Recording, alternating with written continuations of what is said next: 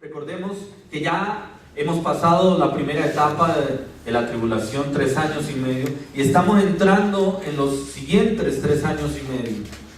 Un tiempo donde hay persecución y donde hay un tiempo donde se desatan unos juicios tremendos sobre la tierra. Pero ahí hay espacio para la salvación.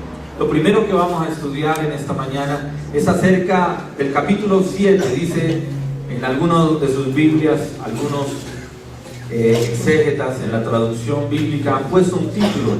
Recuerden que esos títulos no son del original. No son del original. Es más, el original en los pergaminos, en los rollos, habían sido escritos de manera secuencial. No estaban ni siquiera divididos por capítulos ni versículos. Y no tenían títulos o no tenían subtítulos. Esto se ha puesto en las diferentes traducciones bíblicas para lograr tratar de organizar, de darnos un apoyo temático para entender el contexto de la palabra de Dios, pero no es parte del original. La división que tenemos tú y yo de la Biblia como la tenemos es parte del canon bíblico establecido y aprobado por la iglesia. La reunión de los 66 libros es parte del canon que nosotros profesamos. Entonces aquí nos encontramos en el capítulo 7 de Apocalipsis, y algunas Biblias tienen un título que dice los 144.000. Hay mucha especulación en función de esto. Es más, hay una secta que se apoya en esto para señalar y determinar que son ellos los únicos que han de ser salvos y hacen parte de estos 144.000. Pero está totalmente desenfocado de la Escritura. Y lo vamos a aterrizar ahora a la luz de la palabra. Dice la palabra de Dios, capítulo 7, versículo 1. Después de esto, vi a 4 ángeles en pie sobre los 4 ángulos de la tierra, que tenían los 4 vientos de la tierra, para que no soplase viento alguno sobre la tierra, ni sobre el mar, ni sobre ningún árbol. La palabra de Dios aquí nos habla de los 4 cuadrantes de la tierra, y nos habla asimismo de los 4 puntos cardinales de la tierra. Conocemos como tal el norte, el sur, el este y el oeste. La palabra de Dios nos está diciendo que llega un tiempo aquí en el cual de todos los ángulos de la tierra, ¿sí?, será un espacio de tiempo para salvación. ¿Por qué digo esto? Por lo que viene. Y dice, versículo 2, y vi también al otro ángel que subía desde donde sale el sol y tenía el sello del Dios vivo, y clamó a gran voz a los 4 ángeles a quienes se les había dado el poder de hacer daño a la tierra y al mar. Cuando se les dice a los ángeles que detuviesen los vientos representación de juicio, representación de señal de que venía un juicio sobre la tierra, esos vientos se detienen. Y este quinto ángel le habla a los 4 primeros, él con el sello del Dios vivo, y clamaba y les decía que se les había dado, ¿cierto? Se les había dado poder para hacer daño a la tierra, y se les dice, no hagáis daño a la tierra, versículo 3, ni al mar ni a los árboles, hasta que hayamos sellado en sus frentes a los siervos de nuestro Dios. Está hablando de un sello simbólico, está hablando de un sello de salvación, está hablando diciendo, oiga, todavía los juicios que aún están por llegar no pueden llegar hasta que los que han de ser salvos en ese tiempo, ¿cierto?, sean sellados por Dios para salvación. Gloria a Dios. ¿Qué es un sello? Se refiere con frecuencia en el contexto bíblico a un anillo emblemático que se utilizaba para imprimir la imagen que tenía sobre un documento, luego de untarlo en cera derretida, a fin de marcar la autenticidad de algo. La impronta producía así lo que indicaba la autenticidad implícita del dueño y protegía el contenido del documento. De la misma manera, Dios dice y declara que Él marcará a sus escogidos, ¿cierto?, de una manera simbólica para traerlos ¿a qué? A salvación. Lo que está diciendo la palabra de Dios es que los juicios, aún por desarrollarse, aún a esta altura, de alguna manera serán detenidos hasta que se cumpla el número de los que han de ser salvos. Totalmente coherente con lo que veníamos leyendo allí en el capítulo 6. La respuesta de Dios Padre a la oración de las almas bajo el altar, y les dice: aún no es el tiempo, tengan paciencia hasta que no se complete ese número de los que han de ser salvos. Versículo 4. Y dice: y oí el número de los sellados, 144,000 sellados. 144,000 sellados. ¿Qué representa estos 144,000? Muchos dicen: esos son los únicos que han de ser salvos. Por medio de la escritura ya vimos que no es verdad. ¿Por qué? Porque ya la iglesia verdadera ha sido arrebatada. La iglesia fiel y verdadera ya salva por medio de la obra de Jesucristo, está en la presencia de Dios Padre y se presta ¿para qué? Para pasar por las bodas del Cordero. Ya la iglesia verdadera no está sobre la tierra. Ahora, hemos visto que a lo largo que se desarrolla el tiempo de la tribulación, muchos se arrepentirán y muchos se convertirán y muchos llegarán a los pies de Cristo y muchos morirán a causa de esto, porque dice la escritura que los matarán a causa de la persecución que se desarrollará. Entonces allá hay otro grupo de gente que se salva. Pero aquí nos habla en particular de 144,000. 144,000. Ahora, ¿quiénes son? La misma escritura nos dice. Y dice: y oí el número de los sellados, 144,000 sellados, dice, de todas las tribus de los hijos de Israel. La palabra de Dios aquí es clara y especifica que este grupo hace referencia de manera clara, tácita, al Israel. Israel, el pueblo de Dios. El pueblo de Dios, el pueblo escogido de Dios. Entendiendo como tal ese pueblo que viene desde ¿dónde? Desde Abraham, ¿cierto? Isaac, Jacob, las 12 tribus. Y por eso allí complementa y dice: de la tribu de Judá, 12,000 sellados; de la tribu de Rubén, 12,000 sellados; de la tribu de Gad, 12,000, y así en adelante en cada una de las tribus: la tribu de Aser, la tribu de Neftalí, la tribu de Manasés, la tribu de Simeón, la tribu de Leví, la tribu de Isaacar, la tribu de Zabulón y la tribu de José y de Benjamín. Los 12 hijos de Jacob, cuyo nombre le fue cambiado por Dios mismo a Israel, que representan la nación completa de Israel. De cada uno de esas tribus serán escogidos, sellados, ¿cuántos? 12,000. Por cada uno de las 12 tribus, para un total de 144,000.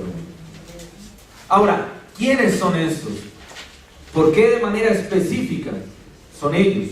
Recordemos a la luz de la escritura que Dios prometió que los protegería y los cuidaría y les daría una oportunidad ¿de qué? De salvación. Tremendo que tenga que ser en medio de estos tiempos, ¿no? Tiempos de tribulación. Pero es que ellos, lo entendemos, no han aceptado que Jesucristo finalmente sea el Mesías. Y como no lo han recibido como el Mesías, entonces tendrán que pasar por estas circunstancias a fin de reconocer que Jesucristo realmente es quien dijo que era el Hijo de Dios. El Hijo de Dios y el Salvador de toda la humanidad. Ahora, estos 144,000, ¿qué función desarrollan? ¿Qué papel desempeñan? Son un ejército misionero compuesto por judíos redimidos, que son instrumentos de Dios en la salvación de muchos judíos y gentiles durante la tribulación. Serán los primeros frutos de un Israel nuevo y redimido. ¿Cuántos alabamos al Señor? Amén. Por fin Israel será, para gloria de Dios, la nación testigo que había rehusado ser en el Antiguo Testamento. Estos 144,000 se convertirán en un ejército que misionero, que se dispersará a lo largo y ancho de la tierra haciendo una tarea. ¿Cuál será la tarea de ellos? Compartir el evangelio. Lo que ellos habían negado, lo que ellos hasta ese momento habían rechazado, ahora ellos se volverán ¿qué? Promotores, promulgadores del evangelio, del mensaje del evangelio. Gloria a Dios por eso. ¿Cuántos alabamos al Señor? Y por eso llegamos allí al versículo 9, capítulo 7, Apocalipsis, capítulo 7, versículo 9. Y dice: y después de esto miré, y he aquí una gran multitud, la cual nadie podía contar, de todas las naciones, tribus, pueblos, lenguas, que estaban delante del trono y en la presencia del Cordero, vestidos de ropas blancas y con palmas en las manos. ¿De quién nos está hablando allí? No, nos está hablando allí del fruto de esa tarea, del fruto de ese desarrollo, de ese trabajo, de esos 144,000 sellados, promoviendo, predicando el evangelio. A razón de eso, una gran multitud sin número llegarán a la presencia de Dios. Recuerden que aquí estos 144,000 están a la vista de todos. Han sido sellados, están con un trabajo, están con una tarea, pero este grupo dice que ahora se ve, está igualmente con vestiduras blancas como el grupo del versículo 9 del capítulo 6, es decir, hay un nuevo grupo que se añade para salvación. ¿Cuántos alabamos al Señor por eso? Una gran multitud. Aunque la tribulación será un tiempo de juicio, también será un tiempo de redención sin precedentes. ¿Cuántos damos gloria a Dios por eso? ¿Sabes? Si aún hoy en día ha habido muchos convertidos, personas llegando a los pies de Cristo a diario, en ese momento, en esos tiempos, será un número tremendo, incontable, maravilloso. ¿No le parece a usted esto espectacular?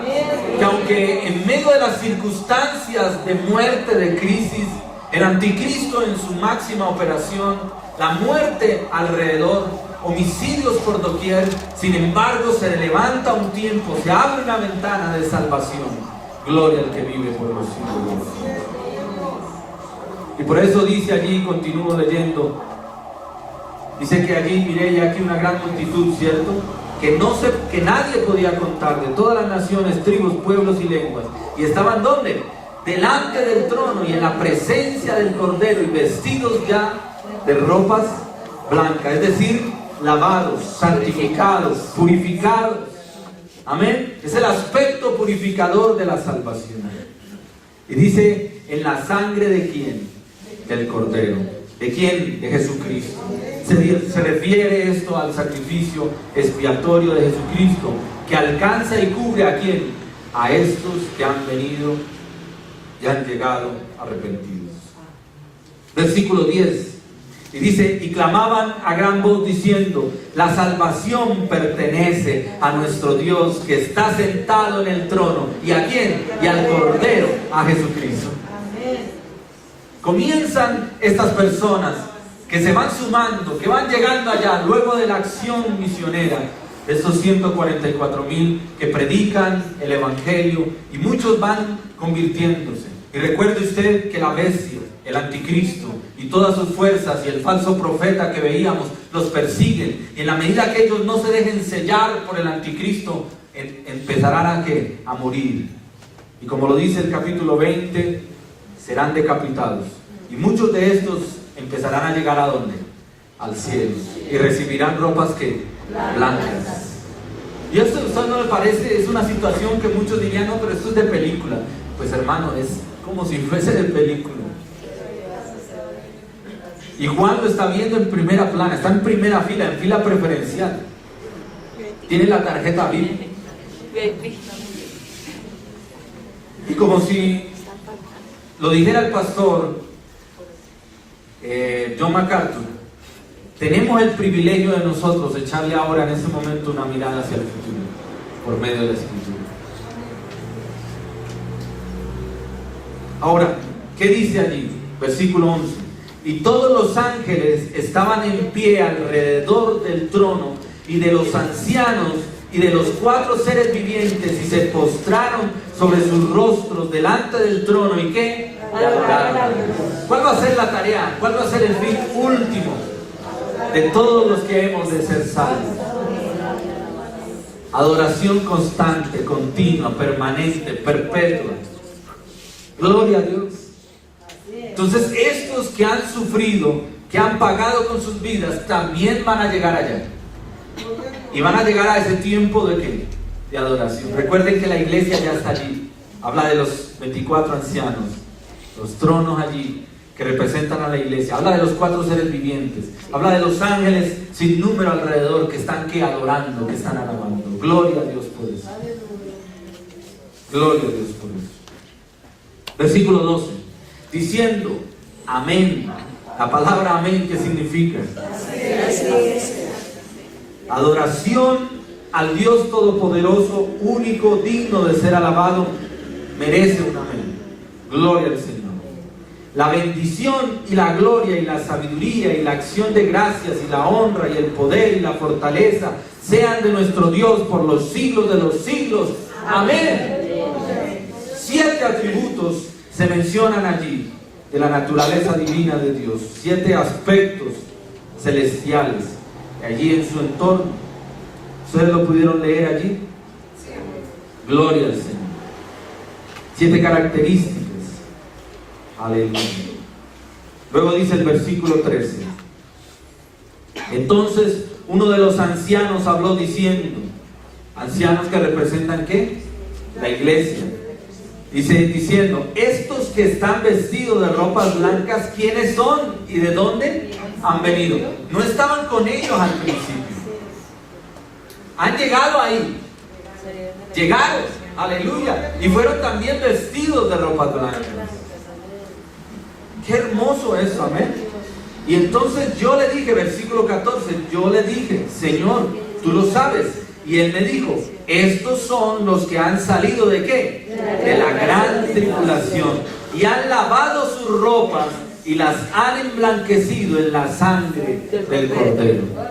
La sangre de Jesucristo es la única que nos limpia de todo pecado. Amén. Aleluya. Y dice el versículo 15, por esto están delante del trono de Dios, y dice, y le sirven día y noche en su templo. Y el que está sentado sobre el trono extenderá su tabernáculo sobre ellos. Gloria a Dios. Gloria a Dios. Aleluya. ¿Para qué la salvación? Para servir, para ministrar en presencia de Dios por una eternidad. Donde Él mismo será nuestra cobertura, nuestra protección, nuestro sustento, nuestro alimento.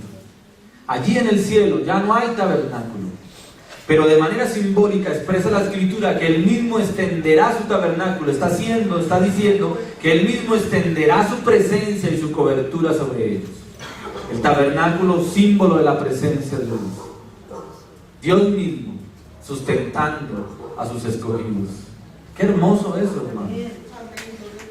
Y esto nos cambia un poco el panorama triste, fúnebre que veníamos trayendo a lo largo del estudio de Apocalipsis. Veíamos muerte por doquier, veíamos calamidades, veíamos desastres, y ahora se abre un espacio, una ventana, una puerta para salvación. Y Dios escoge de su pueblo original, del pueblo de Israel, producto del pueblo hebreo, escoge a 144,000 misioneros que han de ser resguardados por Dios. Oiga bien esto, han de ser resguardados por Dios para que cumplan con su tarea de predicar. Y a fruto de esto vienen cantidades sin número que nadie puede contar de gente salva llegando a los pies de Cristo. ¿Para qué? Para adorar día y noche en la presencia de Dios. ¿Cuántos alabamos al Señor? Amén. Gloria a Dios. Versículo 16. Y dice, ya no tendrán hambre ni sed, y el sol no caerá más sobre ellos, ni calor alguno, porque el Cordero que está en medio del trono los que los pastoreará y los guiará a fuentes de agua de vida, y Dios enjugará toda lágrima de los ojos de ellos. El cumplimiento de la palabra de Dios. ¿Cuántos alabamos al Señor? Gloria a Dios. Gloria a Dios. Dios es todopoderoso. Dios en medio de ellos. Qué hermoso. Ahora, ¿serán estos los únicos salvos? ¿Serán estos los únicos que prediquen el Evangelio en ese tiempo de la gran tribulación? ¿O habrá alguien más? Pues déjame decirte que no son los únicos. No son los únicos. Dios mueve a otros. Y los encontramos allí en Apocalipsis, capítulo 11. Apocalipsis, capítulo 11. ¿Quiénes más tendrán la tarea de promover, de incentivar, de predicar el Evangelio durante el tiempo de la tribulación, de la gran tribulación? Capítulo 11 del libro de Apocalipsis. Entonces me fue dada una caña semejante a una vara de medir, versículo 1, ¿cierto? Y se me dijo: levántate y mide el templo de Dios y el altar y a los que adoran en él. Recuerden que ¿quiénes están allí? Todos los que están siendo salvos. Todos los que están siendo salvos. Y Dios le da una visión allí a Juan y recibe un mandamiento. Dice: pon allí una vara ¿para qué? Para medir. Levántate y mide dos cosas. Uno, el templo de Dios y el altar y a los que adoran en él. Tres cosas. Gloria al Señor. La caña que es una planta hueca similar al bambú que crecía en el valle del Jordán, y debido a su peso liviano y a su rigidez se utilizaba como vara de medición. Medir el templo de Dios implicaba que Dios era su dueño. El templo de Dios se refiere aquí al lugar santísimo y al lugar santo, no a todo el complejo del templo. Un templo construido existiría durante el tiempo de la tribulación. Altar hace referencia a adoradores. Sugiere que se trata del altar de bronce en el atrio y no al altar del incienso en el lugar santo, pues solo los sacerdotes tenían permitida la entrada al lugar santo. Y dice, versículo 2: pero el patio que está fuera del templo, déjalo aparte y no lo miras, porque ha sido entregado ¿a quién? A los gentiles, y ellos hollarán la ciudad santa 42 meses. El patio de afuera, el atrio de los gentiles, estaba separado del patio interior en el templo. Los gentiles tenían prohibido entrar al atrio interior bajo la pena de muerte. El hecho de que Juan se le diese la orden de que mida el atrio exterior, el atrio exterior, simboliza el rechazo de Dios a los gentiles incrédulos, al pueblo que no entró en el pacto de Dios.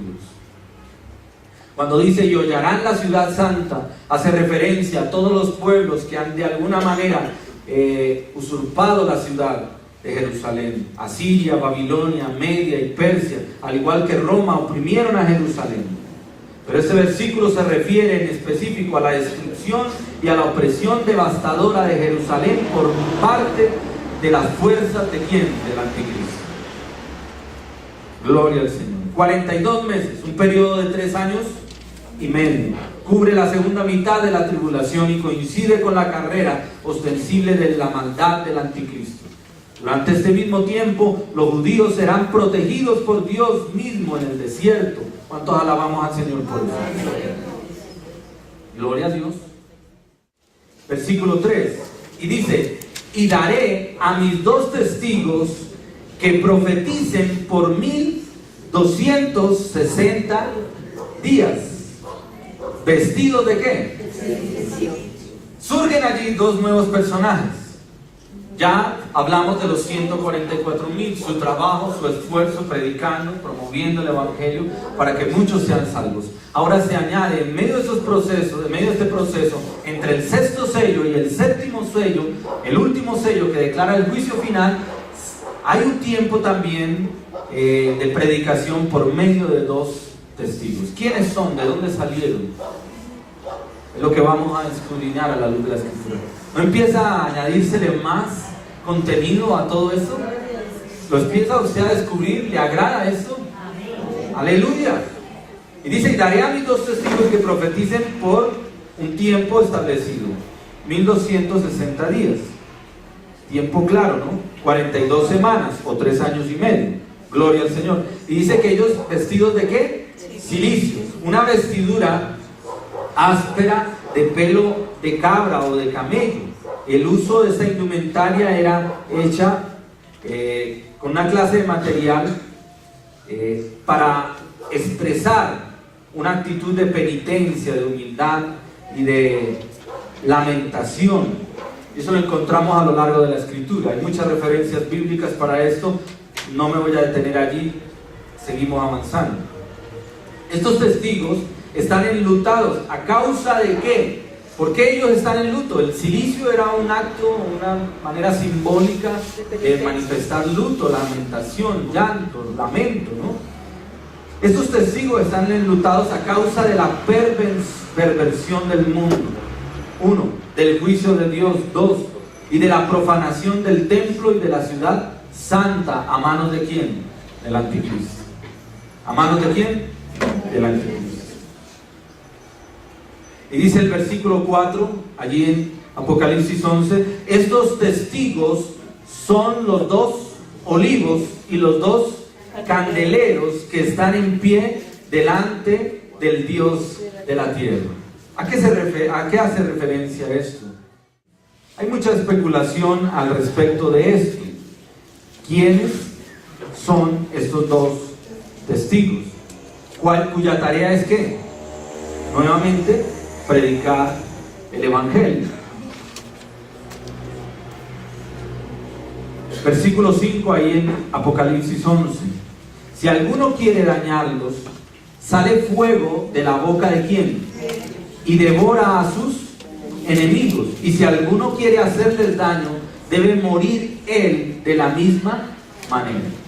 Estos dos testigos, a la luz de las Escrituras, recibirán ¿qué? Una protección sobrenatural para poder desempeñar su tarea. Recibirán una protección sobrenatural. Ahora, los comparan con olivos y con dos candeleros. El olivo nos habla de aceite. El aceite de oliva era utilizado para encender las lámparas en el lugar santo, en el lugar santísimo. Así que los olivos junto a los candeleros representan la luz del avivamiento espiritual.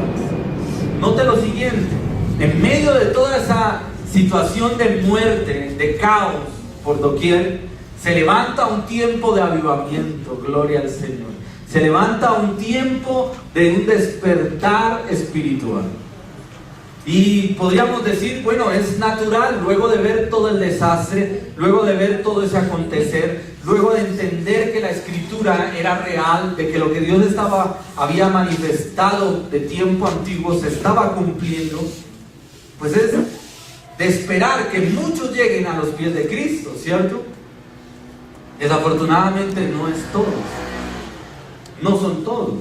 Sin embargo, la palabra de Dios nos muestra cómo de una y de otra manera ese Dios que está estableciendo un tiempo para juicio y venganza a causa de la oración de los mártires,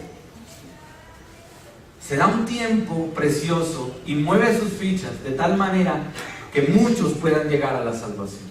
No solamente los 144,000, ahora aquí se nos habla de dos testigos. Ellos desarrollan su tarea y son de alguna manera que protegidos, guardados, resguardados por Dios. Versículo 6. Estos tienen poder ¿para qué? Para cerrar el cielo a fin de que no llueva en los días de su profecía. Y tienen poder sobre las aguas para convertirlas ¿en qué? En sangre. Y para herir la tierra con toda plaga y cuantas veces quieran. O sea que no solamente serán protegidos, resguardados para ejecutar su tarea, sino que les acompañarán ¿qué? Señales y prodigios. Y recordemos que Dios utiliza muchas veces a lo largo de las escrituras señales, prodigios, milagros, ¿para qué? Para confirmar su palabra, para exaltar y glorificar su nombre, a razón de que Él es Dios Todopoderoso. Y grandes señales y grandes prodigios serán dados a razón de estos dos personajes, de estos dos testigos, protegidos y resguardados para que nadie les pueda hacer daño. Y los que muchos fraguan contra ellos se les devolverá, dice la Escritura. ¿Sí? Se les devolverá. Es decir, el mal que intentan contra ellos, así mismo se devolverá contra los que lo intentan, lo promueven, lo originan. Ahora, mire lo que pasa con ellos. ¿Qué pasa con ellos? ¿Usted quiere saber qué pasa con ellos? Amén. Versículo 7. Y cuando hayan acabado su testimonio, dice la bestia que sube desde el abismo. ¿Quién es la bestia? El anticristo.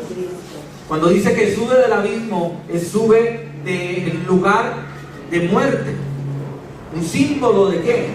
De condenación, de juicio. Y dice, hará guerra contra ellos y ¿qué? Y los vencerá y los ¿qué? Y los matará. Volvamos a Apocalipsis capítulo 6. Y vamos viendo cómo se va desarrollando todo este proceso y cómo los elementos están entrando y están confluyendo. Gloria al Señor. Y empalmamos nuevamente en el versículo 11, Apocalipsis 6, dice, y se les dio ¿qué? Vestiduras blancas, y se les dijo que descansasen todavía un poco de tiempo, hasta que se completara el número de sus consiervos y sus hermanos, que también habían de ser ¿qué? Muertos como ellos. Y ya vemos cómo se van añadiendo, cómo van sumándose muchos de los que entran a ser salvos. Pero llega el versículo 12 y se desata el sexto sello. Y el sexto sello trae consigo ¿qué? Mire lo que dice el capítulo 6, versículo 12.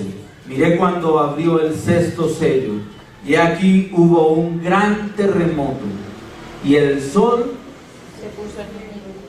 se puso ¿qué? Negro como tela de ¿qué? De silicio, y la luna se volvió toda como de ¿qué? De sangre. Y la luna se volvió toda como de ¿qué? De sangre. Como sangre. La fuerza que describe en este sello es un temor sobrecogedor. Porque ¿qué pasa? Luego que se desata el terremoto, el sol se pone negro como tela de silicio, y la luna toda como sangre. Dice, y las estrellas del cielo cayeron sobre la tierra como la higuera deja caer sus higos cuando está sacudida por un fuerte viento. Y dice, y el cielo se desvaneció como un pergamino que se enrolla, y todo monte y toda isla se removió de su lugar, y los reyes de la tierra y los grandes ricos, los capitanes, los poderosos, y todo siervo y todo libre, dice que se escondieron en las cuevas y entre las peñas de los montes, y decían a los montes y a las peñas, caed sobre nosotros y escondednos del rostro de aquel que está sentado sobre el trono y de la ira del Cordero, porque el gran día de su ira ha llegado, y ¿quién podrá sostenerse en pie? ¿Qué sucede entonces aquí? Se desata el sexto sello. Y el sexto sello podríamos llamarlo el sello del terror. La ira de Jehová ahora ha comenzado. La intervención directa de Dios Todopoderoso se hace ahora real, verídica, evidente. Noten que a razón de los primeros 4 sellos, la participación del hecho de juicio era a razón del mismo hombre y de sus acciones. Pero ahora aquí Dios mismo empieza a intervenir para traer juicio sobre la tierra. Y lo primero que desata es un terremoto. Y usted me dirá, pastor, pero terremotos han habido, seguirán habiendo y hasta el fin de los tiempos. Pero este terremoto es un terremoto sin igual. Ahí sí hay realmente un verdadero cataclismo. Un verdadero mover de todas las partes tectónicas, de todos los fundamentos, estructuras del interior de la tierra. Y no solamente que ese mover se da en la tierra, sino también en ¿quién? En los cielos. En los cielos. Ahora, ¿por qué llamamos a este el sello del terror? Noten ustedes que dicen que las personas se meten ¿en dónde? En las cuevas y en las peñas y comienzan a orar, pero no orar a Dios. ¿Oran a quién? A los montes y oran a las peñas. ¿Para qué? Para que se vengan sobre ellos. Es una oración homicida, es una oración suicida. Es una oración suicida. ¿Por qué? Porque se están viendo ahora abocados a que al gran juicio del Dios vivo. Al gran juicio del Dios vivo. El juicio de Dios se ha desatado. Pasamos ahora del contraste de esperanza, de salvación, y ahora vemos la realidad del impío. Vemos la realidad del pueblo duro de corazón y de servicio, del pueblo incrédulo, del pueblo de pecado. Cae sobre ellos la ira de Dios. Se desata un terremoto, un seísmo, un cataclismo sin número. La palabra de Dios lo expresa de esa manera. El resultado de la interacción divina, directa de Dios, trayendo juicio sobre la tierra. El ser humano en general ha sido dotado de un temor natural. Muchos temen a la muerte, muchos temen a la enfermedad, muchos temen a otras cosas que a veces parecen ilusorias, como lo es a la oscuridad, a las alturas, al mar.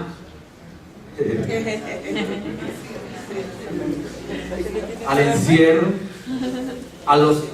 pero hay otros temores que son temores a veces incomprensibles. El temor a un color, el temor a la vejez, el temor a la soledad. Pero hay unos temores, el temor